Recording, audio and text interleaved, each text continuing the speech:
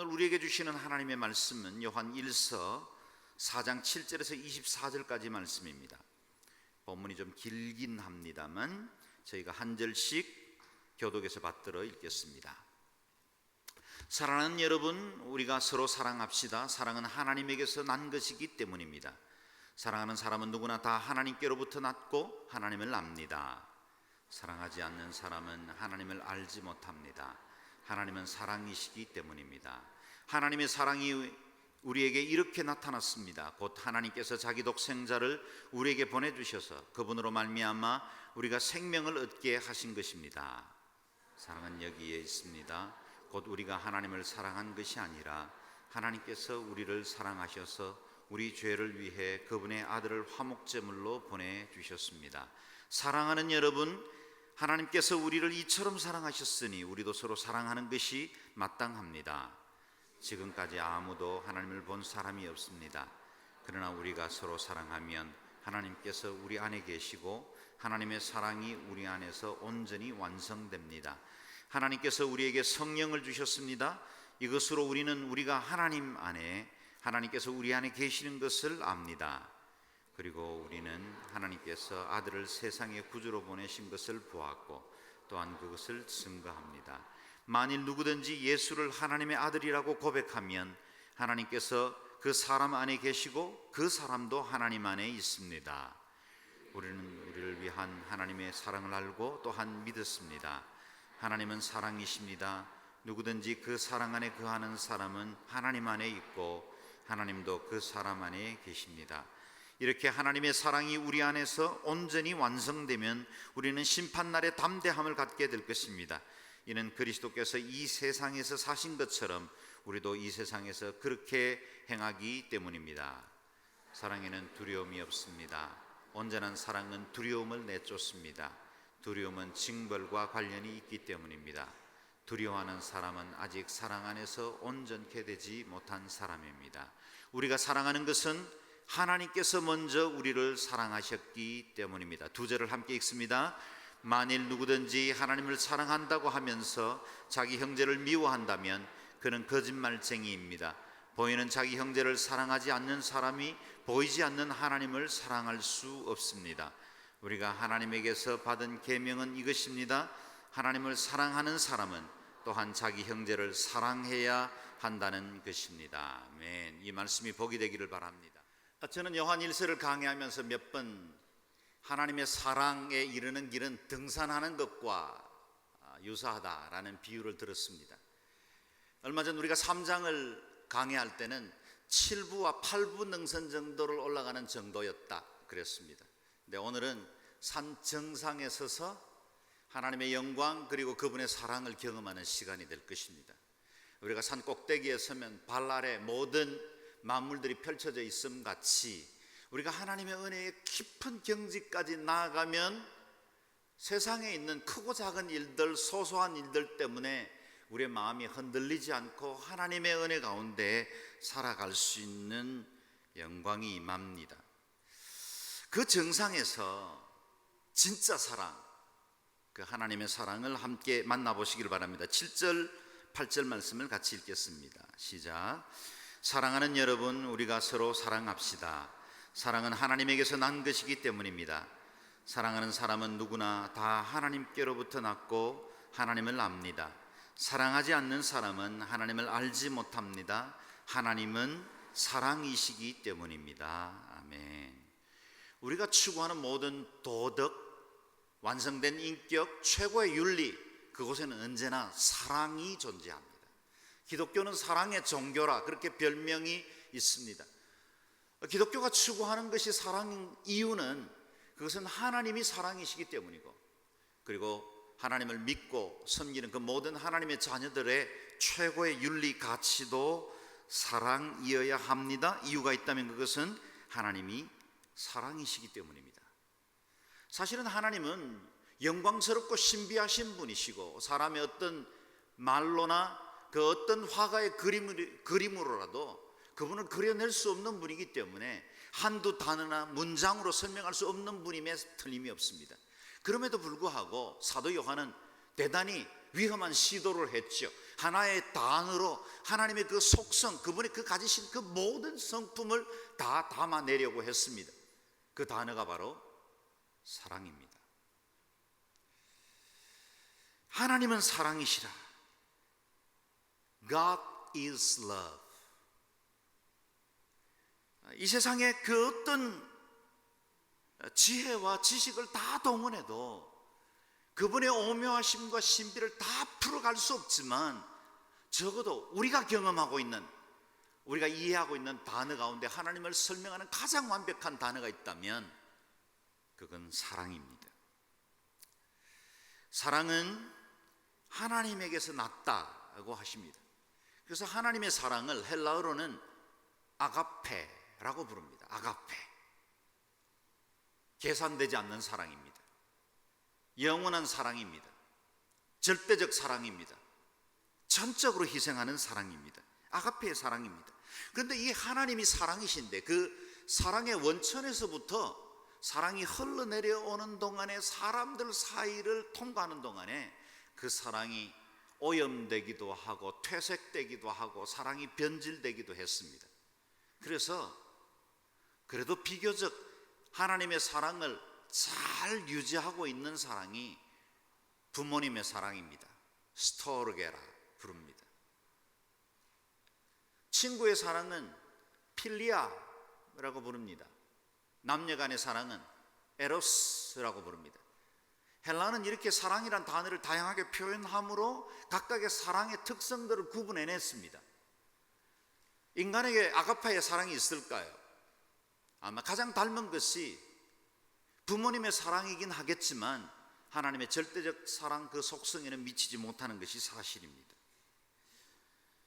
이런 것들은 다 사랑의 그림자들입니다. 에로스, 스토르게, 필리아, 이런 것들을 통해서 온전히 하나님의 사랑을 알아갈 수가 없습니다. 그래서 사도 요한은 선포합니다.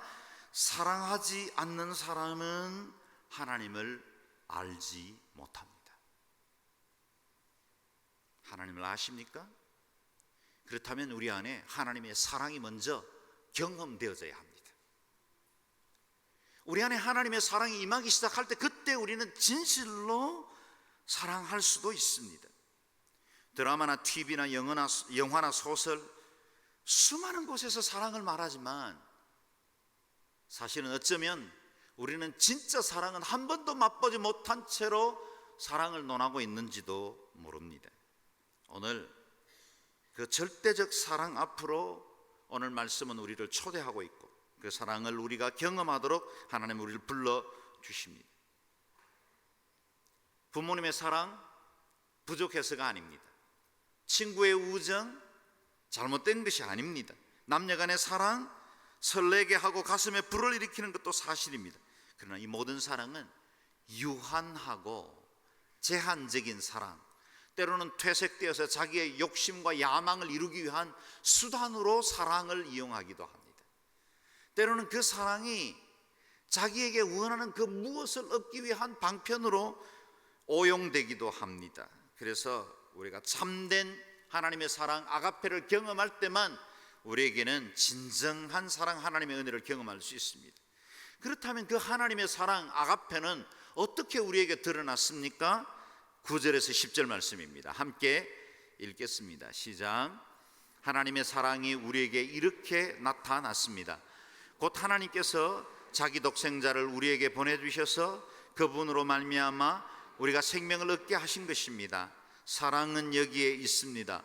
곧 우리가 하나님을 사랑한 것이 아니라 하나님께서 우리를 사랑하셔서 우리 죄를 위해 그분의 아들을 화목제물로 보내주셨습니다. 아멘. 하나님의 사랑이 어떻게 나타났습니까?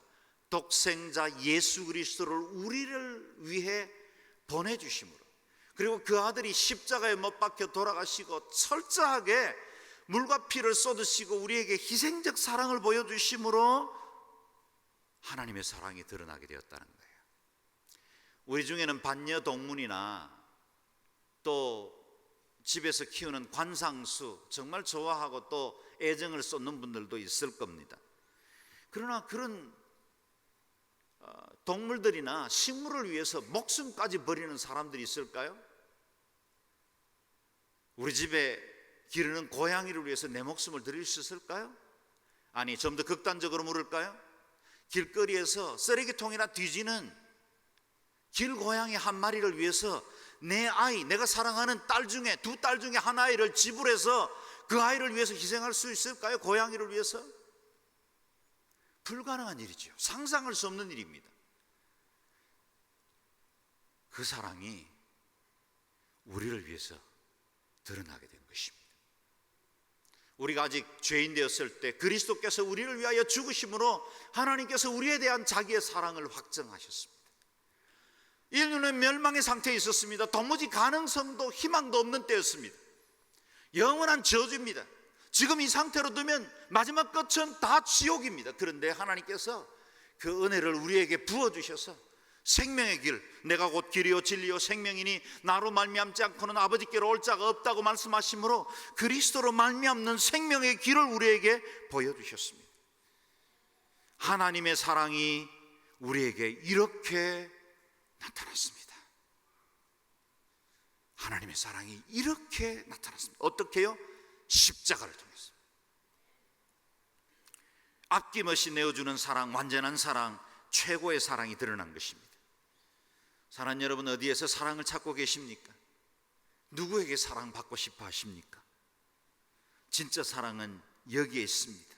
사랑은 여기에 있습니다. 곧 우리가 하나님을 사랑한 것이 아니라 하나님께서 우리를 사랑하셔서 우리 죄를 위해 그분의 아들을 화목 제물로 보내주셨습니다.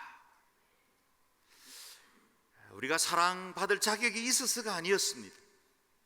우리가 주님을 사랑했기 때문에 하나님이 그 사랑에 대한 응답으로 우리를 사랑해 주신 것이 아닙니다. 공로도 없을 때, 자격도 없을 때 우리를 위해 주님께서 이 땅에 오셨고 아기의 몸을 입으셨고 우리가 걷던 먼지나는 이 지구촌 한 구석을 걸으셨고 철저히 육체의 고통과 아픔과 시험을 경험하셨고 십자가에서 모든 고통과 그 고초를 다 당하셨습니다. 이 희생이 하나님의 사랑을 확증시켜 주신 것입니다. 그것을 우리는 아가페, 하나님의 영원한 사랑이라 부릅니다. 이 조건 없는 사랑, 그것은 because of, 그 무엇 때문에 사랑한 것이 아닙니다. 무엇을 베풀었기 때문이 아닙니다. 그냥 사랑해 주신 것입니다. 그리고 그 사랑은 in spite of, 그럼에도 불구하고, 우리가 죄인이었음에도 불구하고, 사랑받을 자격이 없음에도 불구하고, 사랑해서 도무지 하나님 앞에 영광 돌릴 만한 아무런 준비가 없었음에도 불구하고 드러난 사랑입니다. 그것이 바로 하나님의 속성입니다. 이 사랑을 받은 사람은 그 사랑을 흘려보내야 할 이유가 있습니다. 11절에서 13절 말씀을 같이 읽겠습니다. 시작. 사랑하는 여러분, 하나님께서 우리를 이처럼 사랑하셨으니 우리도 서로 사랑하는 것이 마땅합니다. 지금까지 아무도 하나님을 본 사람이 없습니다. 그러나 우리가 서로 사랑하면 하나님께서 우리 안에 계시고 하나님의 사랑이 우리 안에서 온전히 완성됩니다. 하나님께서 우리에게 성령을 주셨습니다. 이것으로 우리는 우리가 하나님 안에, 하나님께서 우리 안에 계시는 것을 압니다. 아멘. 이렇게 묻고 싶습니다. 사랑이라는 단어를 떠올리면 여러분에게는 어떤 느낌이 드십니까? 가슴이 설레십니까? 기대가 생깁니까? 즐거우십니까? 아니면 그 사랑이라는 단어가 너무 큰 무게로 다가와서 부담이 되고 있지는 않습니까? 사랑하라는 말 때문에 그것이 율법처럼 우리의 마음을 짓누르고 있지는 않습니까? 여러분, 주님께서 우리에게 사랑하라고 명령하신 것은 율법이나 의무로 주어진 명령이 아닙니다. 우리가 아가페, 하나님으로부터 계산되지 않는 절대적 사랑을 받았기 때문에 그 사랑이 흘러가야 한다는 뜻입니다. 사랑받아 본 사람이 사랑합니다. 은혜 누려본 사람이 그 은혜를 베풀 줄 압니다. 우리는 하나님의 사랑을 받은 저수지였습니다. 이 사랑이 우리의 저수지에 쌓여지기만 하면 어느 날 그 뚝이 무너져서 큰 재앙이 될 수 있습니다. 우리가 받은 사랑은 흘러가야만 합니다. 자연스럽게 나누어져야만 합니다. 여러분과 제가 하나님의 사람이라는 것을 드러낼 수 있는 가장 큰 표식은 사랑입니다. 우리가 서로 사랑하면 하나님께서 우리 안에 계십니다. 지금까지 아무도 육신의 눈으로 하나님을 본 사람은 없지만, 그렇지요? 육신의 눈으로 하나님을 본 사람은 아무도 없습니다. 만약에 육체의 눈으로 하나님을 보는 순간 그는 즉사할 겁니다. 하나님이 만든 이 수많은 피조물 가운데 지극히 우주 가운데 작은 것 중에 하나인 태양을 단 3분, 1분, 30초 정면으로 직시하면 그 자리에서 실명당하고 말 겁니다. 어떻게 우리의 눈으로 하나님을 볼 수 있겠어요? 불가능한 일이죠. 육신의 눈으로는 하나님을 본 사람은 아무도 없습니다. 그러나 만약 우리가 서로 사랑하면 하나님의 사랑이 그 사랑을 통해서 드러나게 된 거예요. 프랑스에 가면 떼제 공동체라는 기독교 공동체가 있습니다. 2차 세계대전 이후에 수많은 사람들이 마음이 황폐해지고 교회가 무너졌을 때 한 젊은이가 프랑스 떼제 지역에 작은 공동체를 만들고 이웃과 지역사회를 위해서 기도하기 시작하고 경건한 나시린처럼 정결한 삶의 모델을 만들기 위해서 모여들기 시작했을 때 거기 떼제라는 공동체, 기독교 공동체가 만들어졌습니다. 그 공동체에서 모였을 때 부르는 찬양이 있어요. 사랑의 나눔 있는 곳에 하나님께서 계시도다. 아마 많은 분들이 아시는 찬양일 겁니다. 사랑의 나눔 있는 곳에 하나님께서 계시도다. 우리 하나님 어디 계십니까? 사랑의 나눔이 있는 곳에 거하십니다. 미움과 시기와 질투와 분노와 증오하는 곳에는 하나님이 머물러 계실 수 없습니다. 북유럽에 떠도는 이 민담 중에 마귀가 가지고 있는 창고에는 수많은 불신과 미움과 원망과 질투와 증오가 있는 그런 창고를 가지고 있대요. 그리고 그 마귀는 그 창고에서 언제나 그 씨앗들을 가져다가 사람들 사이에 뿌린다는 거예요. 그 씨를 뿌릴 때 저기 세상에만 뿌리는 게 아니라 믿음의 공동체에도 뿌린다는 거예요. 그것들이 점점점 자라나서 미움과 시기, 질투, 증오가 각 사람들의 공동체를 무너뜨린다는 거예요. 여러분, 사랑이 있는, 하나님의 영광이 있는 공동체는 마귀가 뿌린 그 씨앗이 자라날 수가 없다는 사실을 기억하세요. 마귀의 씨앗이 자라날 수 있는 환경이 되지 않을 거예요. 사랑의 나눔이 있는 곳에 하나님이 거하십니다. 하나님이 거하시면 이 세상에 어떤 세상의 가치관이나 분노나 증오들도 자라나지 못하게 될 것입니다. 하나님의 사랑이 그 무엇보다 예배하는 이 자리, 우리의 공동체 가운데 있기를 바랍니다. 우리 각 순에서 지역마다 흩어져 모일 때 그때 하나님의 사랑이 그 공간 안에 운행하시고 사람들의 마음을 묶어주시고 그동안 지치고 힘들었던 마음들 치유하고 회복하고 용서가 임하고 평강이 임하는 그런 순모임이 되었으면 좋겠습니다. 어떻게 그것이 가능합니까? 오늘 본문에 보면 성령님께서 함께 하신다고 하셨어요. 성령님이 우리 가운데 운행하시고 다스리시면 그곳 가운데 평강이 임하고 자유가 임하고 치유가 임하게 되는 줄로 믿습니다. 14절에서 16절 말씀을 같이 읽겠습니다. 시작. 그리고 우리는 아버지께서 아들을 세상의 구주로 보내신 것을 보았고 또한 그것을 증거합니다. 만일 누구든지 예수를 하나님의 아들이라고 고백하면 하나님께서 그 사람 안에 계시고 그 사람도 하나님 안에 있습니다. 우리는 우리를 위한 하나님의 사랑을 알고 또한 믿었습니다. 하나님은 사랑이십니다. 누구든지 그 사랑 안에 거하는 사람은 하나님 안에 있고 하나님도 그 사람 안에 계십니다. 아멘. 아가페, 곧 하나님의 사랑의 구체적인 증거, 그것이 예수 그리스도다 말씀하고 있습니다. 누구든지 예수를 하나님의 아들이라고 고백하면 하나님의 사랑이 그 사람과 함께합니다. 하나님은요, 자연 질서 가운데 온 우주를 사랑하십니다. 그래서 지금 지구가 정확하게 태양의 궤도를 돌아가고 온 자연 만물 질서가 창조한 그때의 원리대로 움직일 수 있는 이유는 하나님이 보편적 은혜로 사랑하기 때문이에요. 그러나 하나님의 그 임재 사랑이 드러나는 것은 보편적인 은혜뿐만 아니라 특별한 은혜로 소수의 사람들에게 임합니다. 누구입니까? 예수 그리스도를 구주로 영접하는 사람들에게입니다.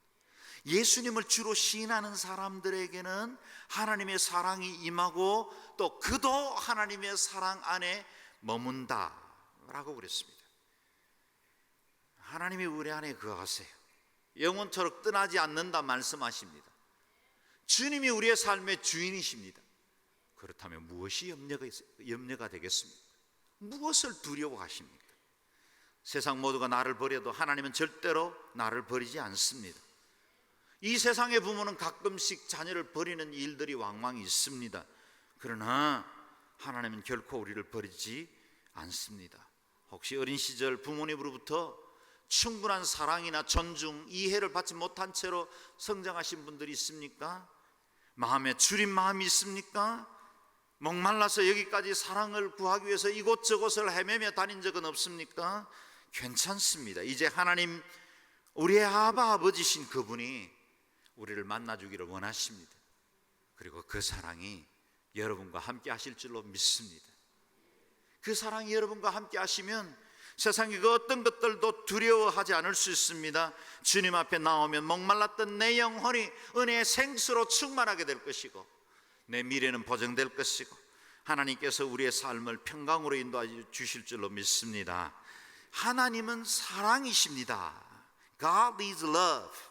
하나님이 사랑이시라는 말은 관계적 존재란 뜻입니다.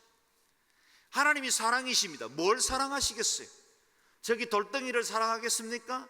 우리가 좋아하는 어떤 큰 나무를 사랑하시겠습니까? 그것도 하나님의 사랑의 보편적 사랑의 대상이기도 하지만 하나님의 사랑은 정확하게 대상을 향하고 있습니다. 누구일까요? 저와 여러분이십니다.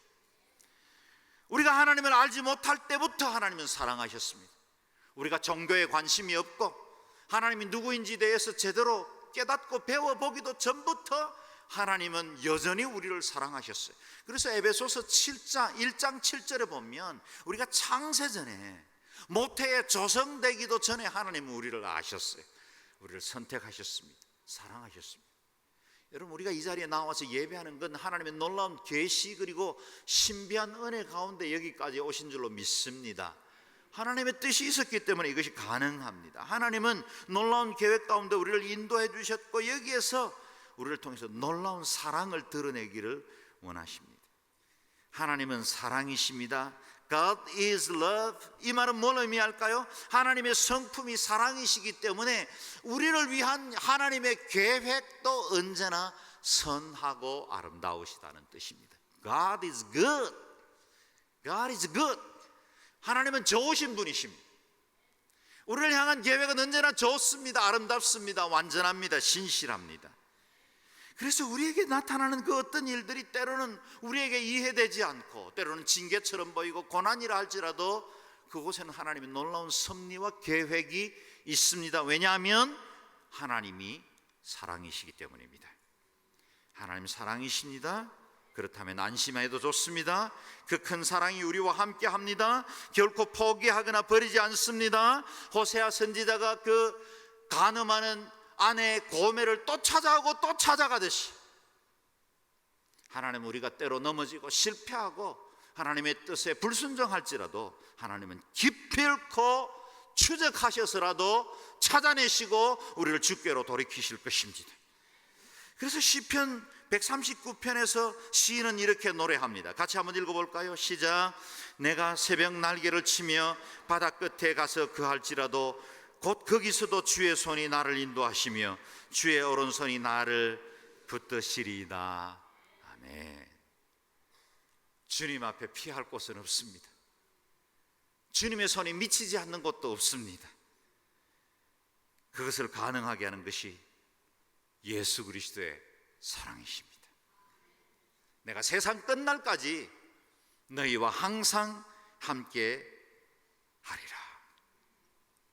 그렇다면 우리가 온전한 사랑 안에 거할 때 누릴 수 있는 축복은 무엇입니까? 17절 18절 같이 읽겠습니다. 시작.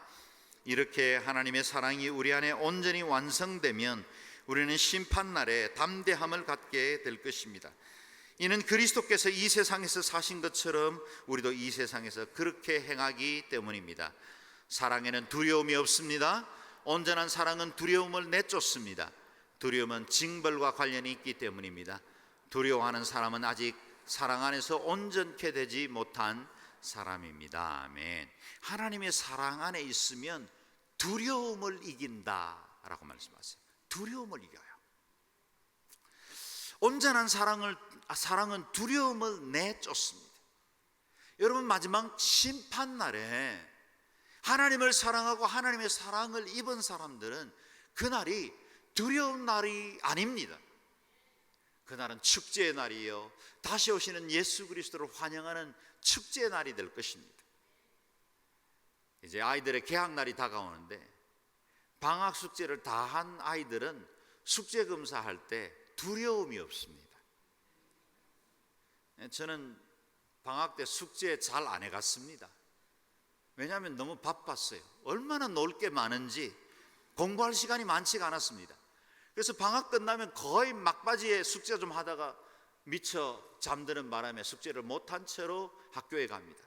그때 그 두려움, 떨림, 그건 이루 말할 수 없죠. 숙제 검사를 선생님이 막대기 하나를 들고 아이들 자리를 다니면서 할 때 내 앞에 다가올 때까지 그 두근반 세근반 그 마음 지금도 기억합니다.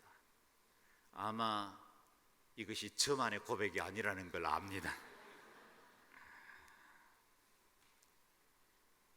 시험 칠 때 준비를 잘한 사람들은 시험 치는 것이 즐겁습니다. 왜냐하면 내가 수고한 그 모든 것이 이제 결과로 드러날 것에 대한 기대가 있기 때문이죠. 그러나 그것이 준비되지 못한 사람들, 그 모든 것들은 두려운 것입니다. 하나님의 사랑, 그것이 우리에게 온전히 임하면 마지막 심판날이 두렵지 않을 거예요. 그리고 어느 날 우리 개인의 종말을 맞아서 내 숨이 끊어지는 그날이 두렵지 않아요.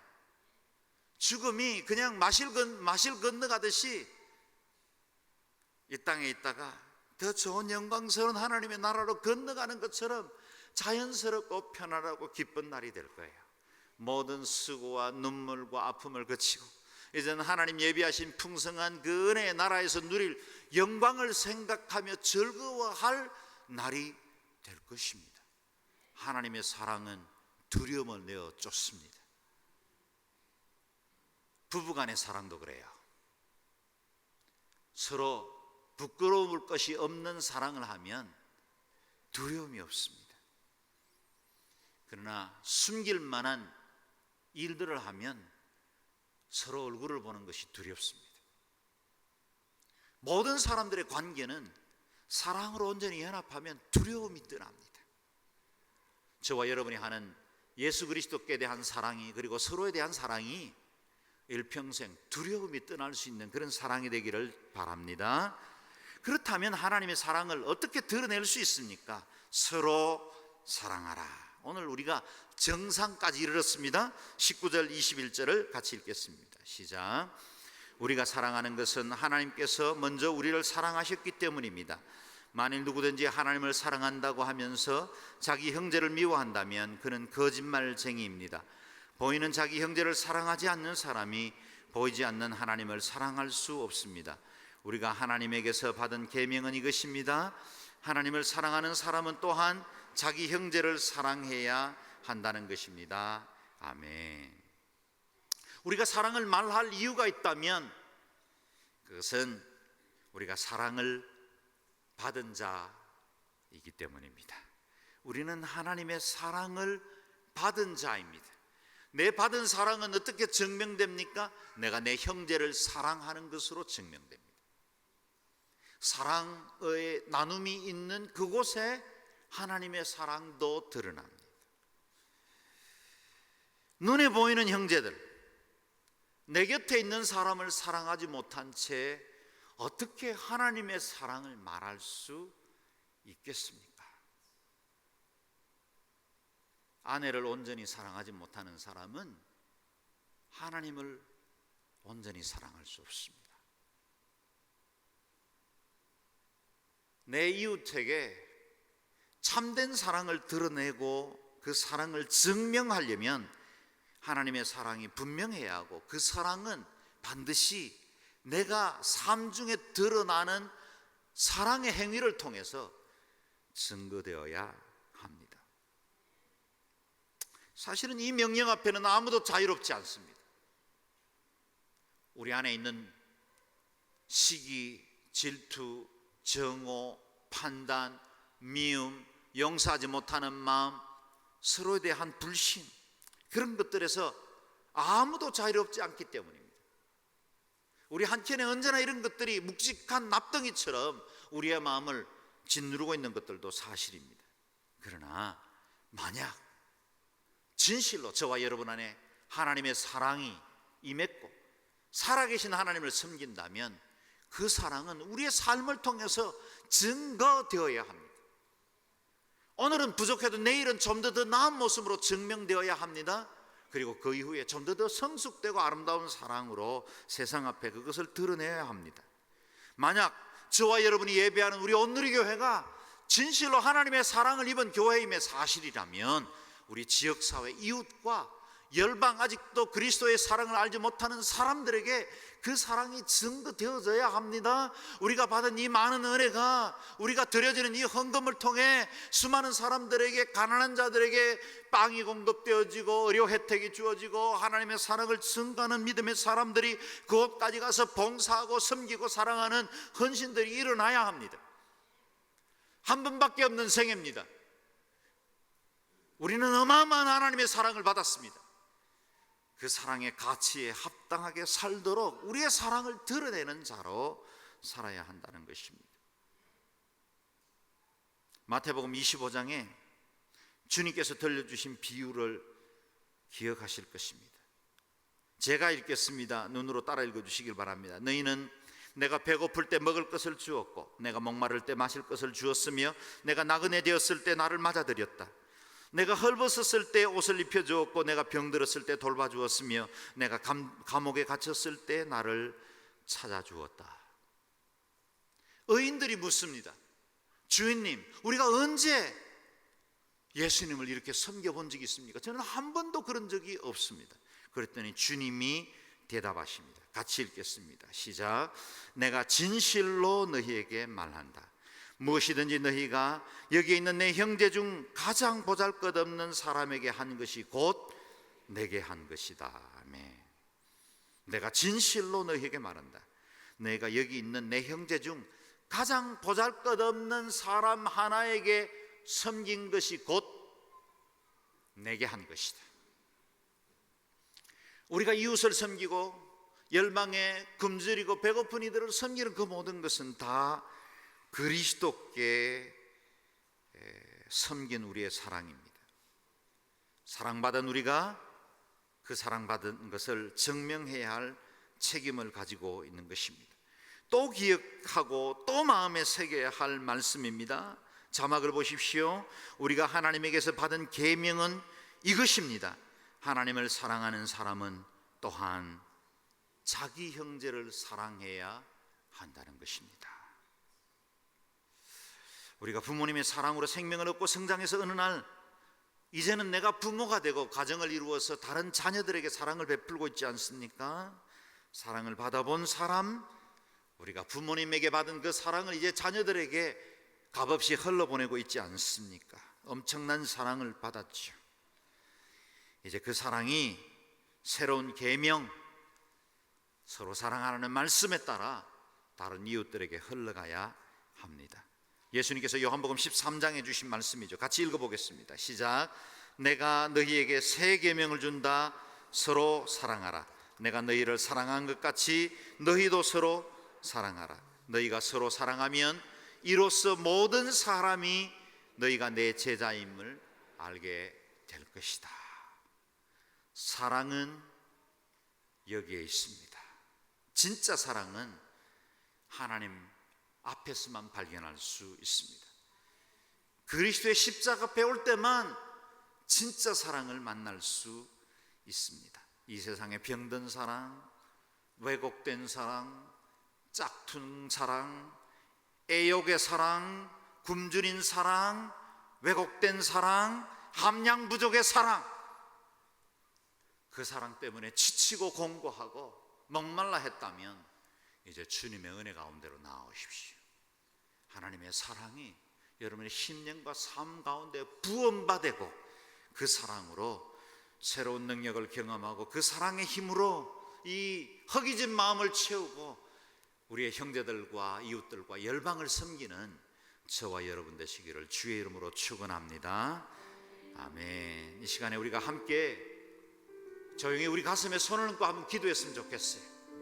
기도할 때 하나님, 저는 사랑이 부족합니다. 또 하나님의 부어주시는 그 사랑을 때로 경험하지 못할 때도 많이 있습니다. 오늘 예배하는 이 말씀을 통해 우리의 심령을 새롭게 해주시고 은혜의 말씀으로 충만케 해주시고 더욱더 하나님 기뻐하시는 온전한 주의 자녀들 되게 도와주시고 저희가 사랑을 흘러보내는 축복의 통로가 되게 도와주옵소서. 통성으로 기도하겠습니다.